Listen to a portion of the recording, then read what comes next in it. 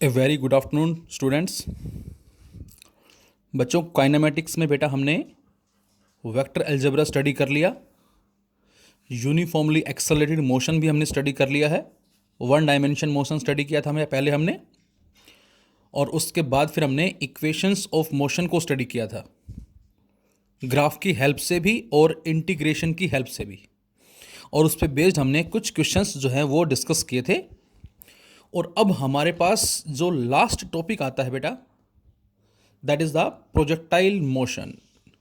बड़ा ही इंटरेस्टिंग और ये कहें इम्पोर्टेंट टॉपिक है बेटा हमारा ये, क्योंकि वेक्टर वगैरह जो हैं, या ये कहें हम हमारा जो यूनिफॉर्मली एक्सेलरेटेड मोशन है, ये हम आई थिंक 9th क्लास में कुछ पढ़ कर आए हैं, पढ़ चुके हैं। मतलब वेक्टर कंप्लीट नहीं, लेकिन हाँ बेसिक्स रूल हो सकता है हमें हमारे टीचर ने बताए होंगे। और एक्सेलरेटेड मोशन में इक्वेशंस के बारे में भी आपने बड़े अच्छे से 9th क्लास में पढ़ा था। लेकिन ये जो टॉपिक है बेटा हमारा, ये बिल्कुल पूरी तरह से एक नया टॉपिक है और बड़ा ही इंटरेस्टिंग टॉपिक है। तो इस प्रोजेक्टाइल मोशन के बारे में हम बात करेंगे, जो कि हमारा एग्जाम्पल है motion in a plane. Motion in a plane, plane like two dimension, X Y plane, Y Z plane, और we can say Z X plane. तो इसीलिए हम बोलते हैं कि प्रोजेक्टाइल मोशन हमारा ये मोशन इन प्लेन का एग्जाम्पल कहलाएगा। बच्चों, अक्सर हम मेले में जाते हैं और मेले के अंदर जैसे हम एंट्री करते बेटा, आई थिंक आपने देखा भी होगा कि एक छोटी सी शॉप होती है, और उस शॉप पे जो भी उसका जो मालिक है वो बहुत सारे एक वॉल पे बैलून लगाए रखता है। इस तरह से अलग अलग कलर्स के बैलून्स हैं, रंग बिरंगे, या फिर साइड में कुछ small small toy like elephant हो गया, जिराफ हो गया, टाइगर हो गया, उनको किसी थ्रेड की हेल्प से सस्पेंड कर दिया। और कुछ डिस्टेंस पे हमें एक राइफल थमा दी जाती है, जिसमें बारीक बारीक छोटे छोटे जो छल्ले टाइप में होते हैं वो हम डालते हैं, और फिर हम निशाना लगाते हैं। और शायद 10 रुपये में 4 या 5 थे पहले, तो अब तो हो सकता है महंगाई हो गई है, बढ़ गए होंगे, अमाउंट बढ़ गया होगा, काफ़ी छर्रे कम हो गए होंगे। तो जो चीज़ पहले 10 रुपये में 5 में होती थी, वो आई थिंक अब शायद 20 रुपये में 5 निशाने हम लगाते हैं। और जब हम एक पर्टिकुलर डिस्टेंस से उन बैलून्स को फोड़ते हैं, या जो भी वहाँ पर कोई स्मॉल टॉय को सस्पेंड किया हुआ है एक स्ट्रिंग की हेल्प से, उसके निशाना लगाते हैं बेटा, तो शायद गलती से 1 या 2 ही निशाना लगता है, सारे निशाने नहीं लगते हमारे। और मैं समझता हूँ कि इसको पढ़ने के बाद शायद आप मैक्सिमम जो है निशाने लगाने में समर्थ हो जाओगे। तो वो हमें इस चैप्टर में पता लगेगा कि ऐसा क्यों होता है। हम लगाते तो निशाना एग्जैक्टली हैं, लेकिन वो वहाँ ना लग के कहीं और ही जाता है। तो ये हमें इस प्रोजेक्टाइल मोशन के अंदर ही पता लगेगा कि एक्चुअल में वो जाएगा किस तरफ। सेम इसी तरह से हमारे डेली लाइफ में और भी बहुत सारे एग्जाम्पल्स हैं, लाइक जो हमारा गोल्फ का जो एग्जाम्पल आपने देखा होगा, जिसमें एक बॉल होती है और इस बॉल को एक स्टिक की हेल्प से स्ट्राइक किया जाता है, और वो बॉल जहाँ जाकर गिरेगी उस मैक्सिमम डिस्टेंस को नोट डाउन किया जाता है। और उसके साथ साथ कुछ और रूल रेगुलेशंस भी हैं, जिसमें एक पर्टिकुलर होल होता है जिसके अंदर हमें उस बॉल को डालना होता है। कितने टाइम्स में हम उस बॉल को उसके अंदर डाल सकते हैं। तो उसके लिए जो प्लेयर है वो किस एंगल से शॉट लगाता है, ताकि बॉल एक मैक्सिमम डिस्टेंस को कवर करे, एक मैक्सिमम रेंज को कवर करे। एथलीट्स जो होते हैं हमारे, जो गेम्स होते हैं उनके अंदर जो भाले होते हैं या जो डिस्क होती हैं, उन लोगों के पास हैवी हैवी डिस्क जो होती है, उनको फेंकते हैं वो, और फेंक के जिसकी डिस्क दूर जाके गिरेगी वो बच्चों विनर होता है। इसी तरह से जो हमारी लॉन्ग जंप होती है, उस लॉन्ग जंप में भी जो कॉन्सेप्ट यूज होता है हमारा, दैट इज प्रोजेक्टाइल मोशन का ही बच्चों कॉन्सेप्ट यूज होता है। So let us start about projectile motion. बहुत तरह से इसको डिफाइन किया गया है, अलग अलग बुक्स में अलग अलग स्टेटमेंट दे रखी है, मीनिंग सभी का सेम है।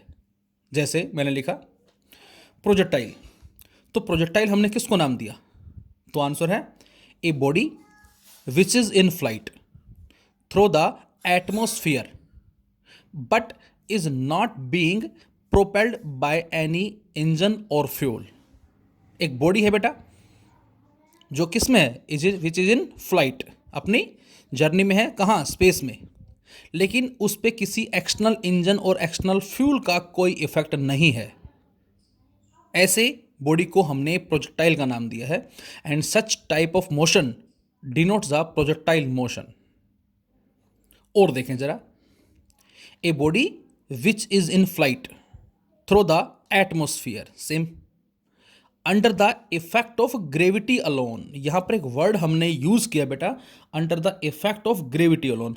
इसका मतलब यह है बच्चों कि उस बॉडी पे, उस प्रोजेक्टाइल पे जो फोर्स काम कर रहा है वो फोर्स ड्यू टू ग्रेविटी, जो कि ग्रेविटेशनल फोर्स का ही स्पेशल केस है, ये काम कर रहा है। And is not being propelled by any fuel और इंजन, और उसके अलावा उसके ऊपर किसी एक्स्ट्रा इंजन या फ्यूल का इफेक्ट नहीं है, is called projectile. And it's motion is called projectile motion, और उसके मोशन को बच्चों हमने प्रोजेक्टाइल मोशन का नाम दिया है। और जरा हम इसमें जाएं डीप में, तो हमने लिखा है an object that is given an initial velocity. हमने किसी ऑब्जेक्ट को कुछ इनिशियल वेलोसिटी दी, और उसके बाद मैंने एक वर्ड लिखा है OBLIQUELY, ऑब्लिक्वली। इसका मतलब क्या है, जरा अभी हम स्टडी करेंगे। And that subsequently follow a path. हमने किसी ऑब्जेक्ट को एक ऑब्लिकली वेलोसिटी दी है, और वो उसके तुरंत बाद एक पाथ को फॉलो कर रहा है, और उस पाथ को डिटरमाइन कौन कर रहा है बेटा? The answer is a constant force, and that force is force due to gravity and which is a special case of gravitational force। किसी भी बॉडी पे अर्थ की वजह से जो फोर्स लगता है उसको हमने फोर्स ड्यू टू ग्रेविटी का नाम दिया बच्चों, and which is a type of gravitational force, इसकी ही स्पेशल टाइप कहलाती है। Acting on it is called projectile, उसको भी हमने प्रोजेक्टाइल का नाम दिया है। मतलब हमने किसी भी बॉडी को कुछ वेलोसिटी दी, और उसके बाद वो एक पाथ को फॉलो कर रही है, किसकी हेल्प से? एक कांस्टेंट फोर्स की हेल्प से। कौन सा फोर्स? ग्रेविटेशनल फोर्स या फोर्स ड्यू टू ग्रेविटी। तो ऐसे बॉडी को हमने प्रोजेक्टाइल का नाम दिया, और उसका जो मोशन होगा बेटा that is the projectile motion. अब बात आप ये सोचे जरा कि जो ग्रेविटी का जो फोर्स लगेगा उस बॉडी पे वो किस तरफ लगेगा? तो आंसर है ग्रेविटी का फोर्स हमेशा नीचे की तरफ लगता है बच्चों। तो ये पॉइंट आपको नोट करना है, ध्यान रखना है कि यहां पर जो केवल और केवल फोर्स काम कर रहा है that is the force due to gravity only. मैं वर्ड यूज कर रहा हूं यहां ओनली। इसी में हमने और डिफाइन किया, a projectile is the name given to a body. ये आपको स्टेटमेंट मिल जाएगी बुक्स वगैरह के अंदर। A projectile is the name given to a body. हमने प्रोजेक्टाइल उस बॉडी को नाम दिया है which is thrown into space with some initial velocity, जिसको हमने स्पेस में एटमॉस्फेयर में थ्रो किया बेटा कुछ इनिशियल वेलोसिटी से, and then allowed to move under the influence of gravity alone. और देन अलाउड टू मूव, और वो अलाउ किया जा रहा है मूव करने के लिए under the influence of gravity alone without being propelled by any external engine or fuel। alone, ALON ये आएगा, without being propelled by any engine or fuel। उसके ऊपर उसके अलावा किसी एक्सटर्नल इंजन और किसी फ्यूल का इफेक्ट नहीं है। जो इफेक्ट है बेटा केवल और केवल फोर्स ड्यू टू ग्रेविटी का है। Such body denotes the projectile and the motion here denotes the projectile motion. और बच्चों जिस तरह का वो पाथ फॉलो करेगी बेटा उसको हम बोलेंगे ट्रेजेक्टरी। तो यहां पर एक वर्ड हम और यूज कर रहे हैं,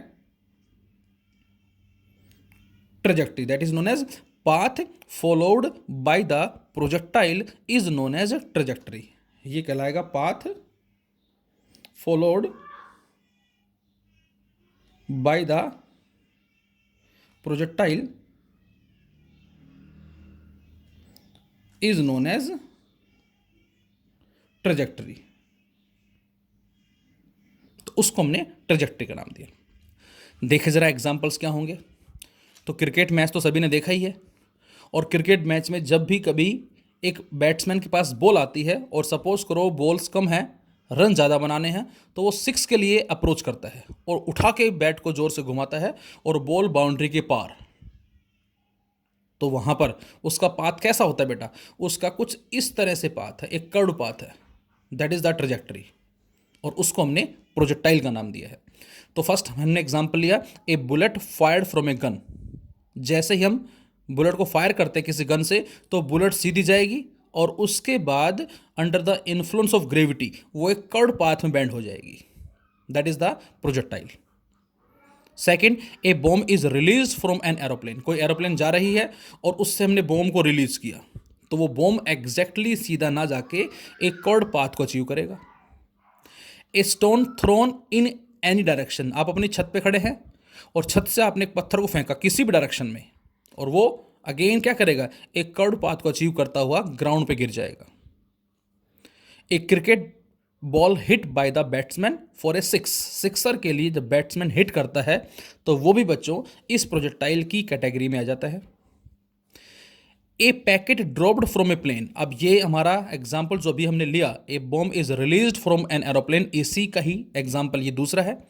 ए packet dropped from a plane but the motion of the aeroplane itself is not a projectile motion. Point to be noted here, कोई प्लेन जा रहा है बेटा और वहाँ से हमने पैकेट को ड्रॉप किया, तो जब पैकेट को ड्रॉप करेंगे तो क्या होगा, वो कुछ कर्व पाथ को अचीव करता ग्राउंड पे पहुँचेगा, लेकिन यहाँ पर उस पैकेट का मोशन जो है वो प्रोजेक्टाइल मोशन होगा, जबकि एरोप्लेन का मोशन जो है बेटा वो प्रोजेक्टाइल नहीं है। क्यों नहीं है? Because there are forces other than gravity acting on it, क्योंकि उस एरोप्लेन पे ग्रेविटी के फोर्स के अलावा और भी फोर्स काम कर रहे हैं due to the thrust of its engine, उस इंजन के थ्रस्ट की वजह से। तो ये हमारे सारे एग्जाम्पल्स या सारे स्टेटमेंट्स कह सकते हैं प्रोजेक्टाइल मोशन से रिलेटेड है बेटा। अब इसके अंदर बच्चों कुछ हमारे पास अजम्पशंस हैं। क्या क्या अजम्पशंस हैं ये आपको बड़े अच्छे से याद रखना है। Assumptions used in projectile motion. सबसे पहला अजम्पशन है बेटा, there is no resistance due to air. Atmosphere में जो एयर का रेजिस्टेंस है बच्चों, उसको हम यहाँ पर नेग्लेक्ट करके चलते हैं, क्योंकि इसकी स्टेटमेंट के अकॉर्डिंग जो फोर्स काम कर रहा है उस पर वो केवल और केवल फोर्स ड्यू टू ग्रेविटी होगा, जो कि वर्टिकल डायरेक्शन में एक्ट करेगा, हॉरिजॉन्टल डायरेक्शन में कोई फोर्स एक्ट नहीं करेगा, कोई भी फोर्स हो, एनी वन फोर्स। तो यहाँ पर फर्स्ट लिखा there is no resistance due to air, air के रेजिस्टेंस को हम नेग्लेक्ट करेंगे। Second, earth is assumed to be flat. अब हमें मालूम है कि अर्थ जो बेटा वो किस शेप में है, एक स्फेरिकल शेप में, लेकिन हम ये मान के चलते हैं कि अर्थ जो है वो एक फ्लैट शेप में है। ऐसा क्यों लिया तो ये भी हम बात करेंगे, ताकि एक पर्टिकुलर हाइट से जब हम किसी बॉडी को फेंकें तो वो कुछ इस तरह से आकर गिरे, एक नेग्लिजिबल डिस्टेंस को अचीव करती हुई अर्थ के सरफेस पे ही वापस आके गिर जाए। Earth is assumed to be flat. इसके अलावा we shall consider only trajectories that are of, अब ट्रेजेक्टरी मैंने बताया क्या, path followed by the projectile is known as trajectory, मैंने यहाँ भी लिख दिया है और यहाँ भी लिख दिया है। We shall consider only trajectories that are of sufficient short range. जो ट्रेजेक्टरी होगी बेटा वो सफिशिएंट शॉर्ट रेंज है, so that the gravitational force can be considered constant in both magnitude and direction. कि जो ग्रेविटेशनल फोर्स काम कर रहा है बच्चों, आपने पढ़ा होगा 9th क्लास में कि अर्थ के सरफेस से जैसे जैसे ऊपर जाते हैं acceleration due to gravity decrease होती है, और सरफेस से जितना हम नीचे जाएंगे इंटीरियर में again acceleration due to gravity decrease होगी। लेकिन यहाँ पर हमें उस जी को कांस्टेंट मान के चलना है in terms of magnitude as well as direction, so that the gravitational force can be considered constant in both magnitude and direction। इसका मतलब बच्चों ये है the acceleration due to gravity is constant both in magnitude and direction। तो ये तो हमारे हो गए assumptions। इसके अलावा अर्थ के रोटेशन को नेग्लेक्ट करना है, एक तरह से रेस्ट में मान के ही हम स्टडी करते हैं इस प्रोजेक्टाइल मोशन को। अब इसमें जो इंपॉर्टेंट बात जो आपको और याद रखनी है बेटा assumptions के साथ साथ, क्या, as projectile motion is an example of two dimensional motion, क्योंकि हम यहाँ मोशन इन ए प्लेन की बात कर रहे हैं, और प्लेन का मतलब XY, YZ या फिर ZX प्लेन, तो प्रोजेक्टाइल मोशन जो है बच्चों, ये हमारा 2D का एग्जाम्पल है, 2 डायमेंशनल मोशन का एग्जाम्पल है। अब 2 डायमेंशन में जो एक हम लेके चलते हैं बेटा, उसको बोलते हैं हॉरिजॉन्टल मोशन, से अलोंग एक्स एक्सिस हमने मान लिया। And the second one is vertical motion, से वाई एक्सिस, हमने अपनी तरफ से 2 डायमेंशन में एक्स और वाई को कंसिडर कर लिया बेटा। तो जो हॉरिजॉन्टल मोशन है बेटा वो एक्स एक्सिस में है, वर्टिकल मोशन हमें वाई एक्सिस में माना। और इन दोनों को हम क्या बोलते हैं, principle of physical independence of motion. Principle of physical independence मतलब यहां से ये दोनों के दोनों आपस में एक दूसरे पे इंडिपेंडेंट होते हैं। कैसे, ये भी हम बात करेंगे आगे। तो इसीलिए हमने principle of physical independence of motion का इन दोनों को नाम दिया है। अब पीछे अभी हमने बात की है कि जो फोर्स लगेगा वो केवल ग्रेविटी की वजह से लगेगा, और वो हमेशा किधर लगता है, vertically downward direction. As only force due to gravity acts in vertical direction only and there is no horizontal force। इसका मतलब horizontal direction में कोई force नहीं है।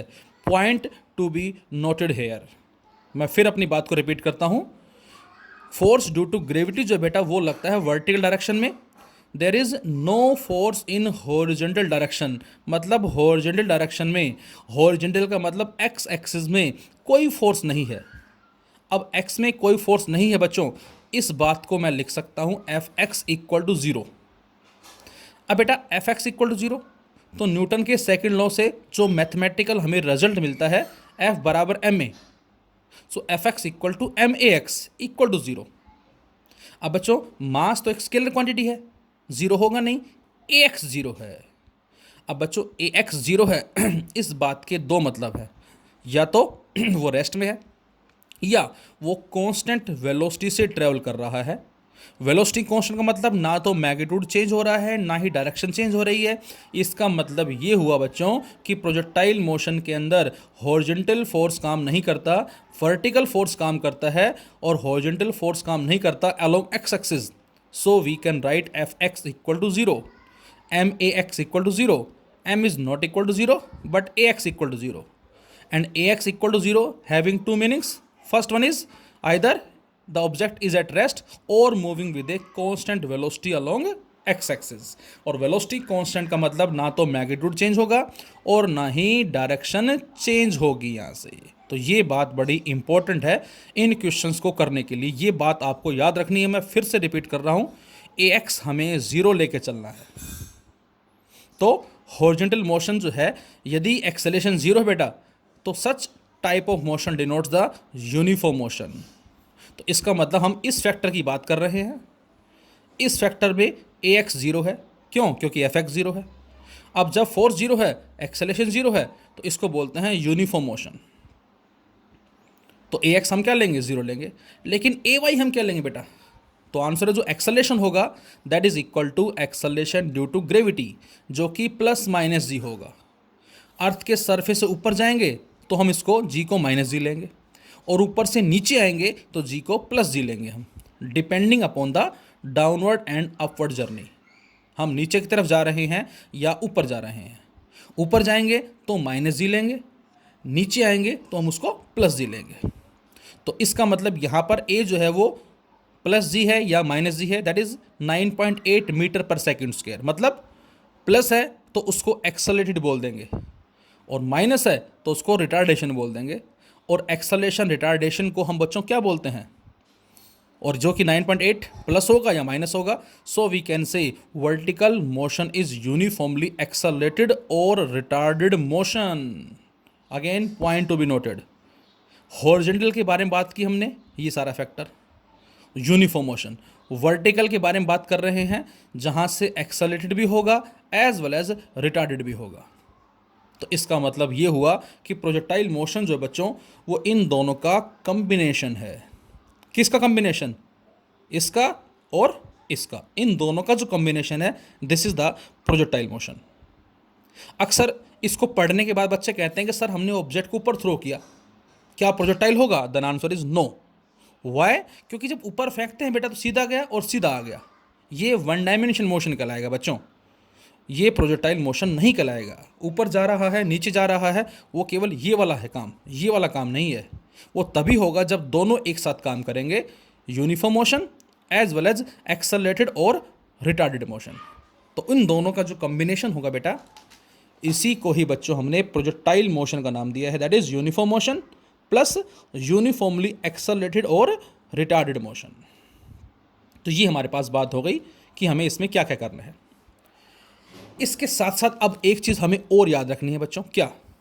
जैसे हम पढ़ चुके हैं बेटा v equal to u plus a t, इसी वेलोसिटी को x एक्सिस में कैसे लिखूंगा मैं लिखूंगा v x equal to u x plus a x t. इसी को y में कैसे लिखेंगे हम? V y equal to u y plus a y t. Easy है, v equal to u plus a t है बेटा। अब इसको 2D में हम कैसे लिखेंगे? V x equal to u x plus a x t and v y equal to u y plus a y t. बच्चों ये हम कब यूज़ करेंगे? जब भी हम हॉरिजॉन्टल मोशन की बात करेंगे। बस आपको माइंड में ये रखना है कि हॉरिजॉन्टल का मतलब x, वर्टिकल का मतलब y। जब भी आपको x में वेलोसिटी निकालने के लिए कहेगा, आप इसको यूज़ करेंगे। जब भी आपको y में वेलोसिटी निकालने के लिए कहेगा, हम इसको यूज़ करेंगे। सेकंड है s equal to u t plus half a t square, जिसको ऐसे लिख सकता हूँ मैं x equal to u t u x t plus half a x t square, y u y t same इसी की तर्ज पे half a y t square. ये बच्चों हम कब यूज़ करेंगे? जब भी हमें x में पोजीशन निकालनी होगी। और ये हम यूज़ कब करेंगे बेटा? जब हमें y में पोजीशन निकालनी होगी। तो ये इक्वेशंस हम यूज़ करेंगे। इसके अलावा v square minus u square equal to 2as, v x का स्क्वेयर माइनस यू एक्स का square equal to 2ax sx, v y का स्क्वेयर माइनस यू वाई का square equal to 2ay sy। ये हम use कब करेंगे? जब x की बात आएगी। और ये हम यूज़ कब करेंगे? जब y की बात आएगी। तो ये हम यूज़ करेंगे x में वेलोसिटी निकालने के लिए इसको, y में वेलोसिटी निकालने के लिए इसको, x में पोजीशन निकालने के लिए इसको, y में पोजीशन निकालने के लिए इसको। तो ये हमारे पास जो हम इक्वेशंस को यूज़ करेंगे। Now we have the types of projectile motion. बच्चों बुक में, कॉम्पिटिशन्स में बहुत तरह से क्वेश्चंस आते हैं, लेकिन जितने भी हमारे प्रोजेक्टाइल मोशन हैं उन सभी को बेटा हमने 3 कैटेगरीज में डिवाइड कर दिया। So we can say types of projectile motion. The first one is OBLIQUE oblique projectile motion. इस मोशन में हम किसी भी ऑब्जेक्ट को किसी वेलोसिटी u या v जो भी है उससे थ्रो करते हैं, and that velocity makes some angle with horizontal और वर्टिकल। और वो वेलोसिटी जो बेटा वो हॉरिजॉन्टल के साथ या वर्टिकल के साथ कुछ ना कुछ एंगल बनाएगी। तो यदि हमने इसको किसी u वेलोसिटी से फेंका, तो वेलोसिटी से u से फेंका तो ऐसे गया, ऐसे गया, ऐसे गया और यहाँ पर पहुँच गया। और बच्चों इसको बोलेंगे हम maximum height. This is known as maximum height. इस पॉइंट को हम नाम देंगे मैक्सिमम हाइट का। और उसके बाद वो नीचे आ गया। Second one is horizontal projectile motion and third one is इस तरह से है प्रोजेक्टाइल मोशन और एन इनक्लाइन प्लेन।